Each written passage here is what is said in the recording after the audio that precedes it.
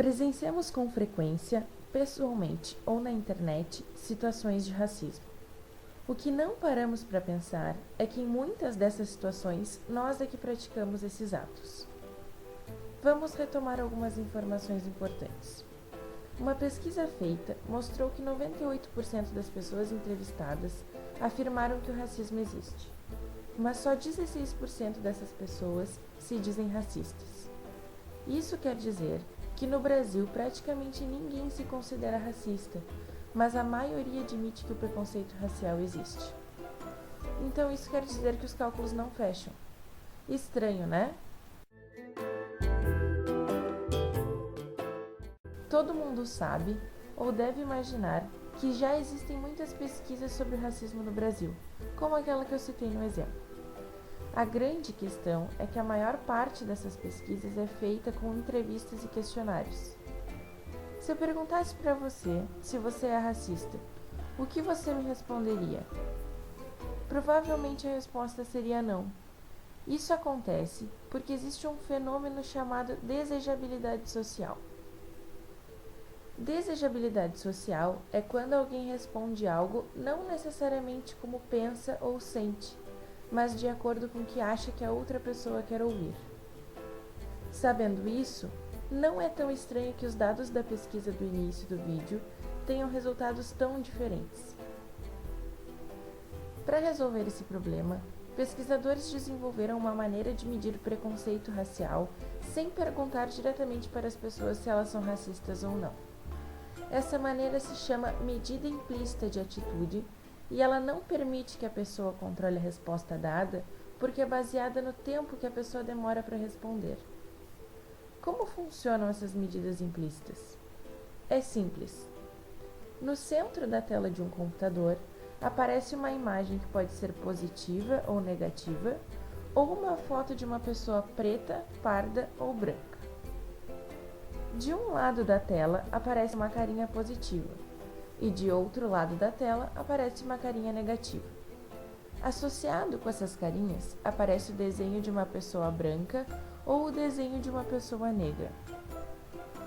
Apertando um botão, o participante tem que responder se a imagem do centro da tela é uma imagem positiva ou uma imagem negativa, ou se é uma pessoa preta ou branca.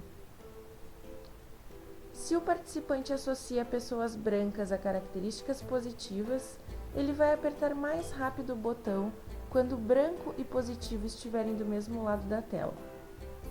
Se duas características que ele vê como oposta estiverem do mesmo lado da tela, ele vai demorar mais para apertar o botão. Por exemplo, se estiver preto e positivo de um lado e branco e negativo de outro, ele vai demorar um pouco mais para apertar o botão, porque ele vai precisar pensar qual é a resposta certa.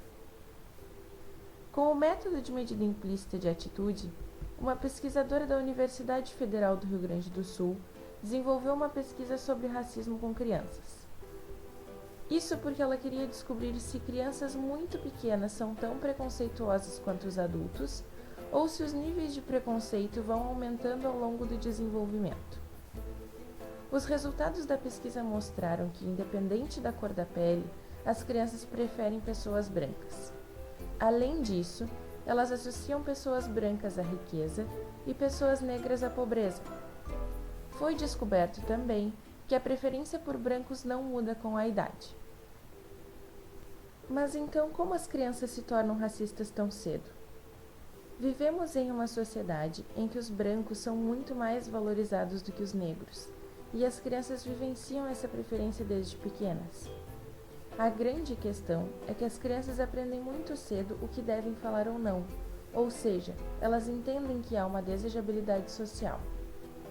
Se você perguntar para uma criança de 5 anos se ela prefere negros ou brancos, ela provavelmente vai dizer o que pensa. Mas se você fizer a mesma pergunta a uma criança de 8 anos, é bem provável que ela já tenha aprendido que não pode dizer sua preferência. Então essa pesquisa nos mostra que não existe esperança para o fim do racismo? Pelo contrário, e eu vou explicar o porquê. Você sabe a diferença entre discriminação e preconceito? Vamos retomar. Preconceito significa gostar ou não de um grupo social. Já a discriminação significa tratar alguém de forma diferente porque essa pessoa faz parte de um determinado grupo. A distinção dos significados é importante porque vivemos em uma sociedade em que boa parte das pessoas tem preconceito racial implícito, mas muitos de nós sabem que não se deve praticar atos de discriminação. As crianças aprendem muito por observação e desde pequenas presenciam frequentemente os adultos praticando atos de discriminação racial, seja com aquela piadinha com negros, seja com conversas que ouvem entre os adultos, ou até mesmo com os filmes infantis, que desvalorizam os negros na sociedade. Para que o racismo não continue sendo perpetuado, devemos desde já combater esses comportamentos. Assim, quem sabe futuramente os níveis de preferência por brancos sejam mais baixos ou quase nulos, buscando extinguir um problema que é muito sério em nossa sociedade.